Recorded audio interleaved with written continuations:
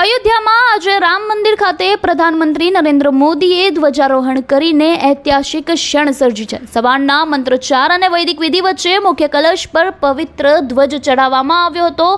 સમગ્ર કાર્યક્રમ દરમિયાન અયોધ્યામાં જાણે ભક્તિનો માહોલ જ કંઈક જુદો જોવા મળી રહ્યો હતો।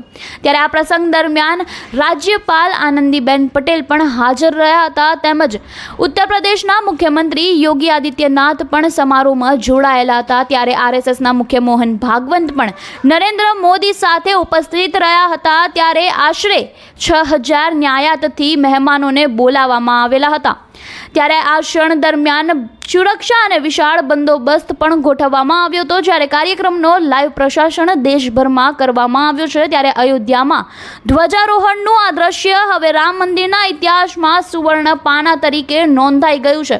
ત્યારે રામ મંદિરના ધ્વજારોહણને લઈને આપનું શું કહેવું છે, અમને કમેન્ટ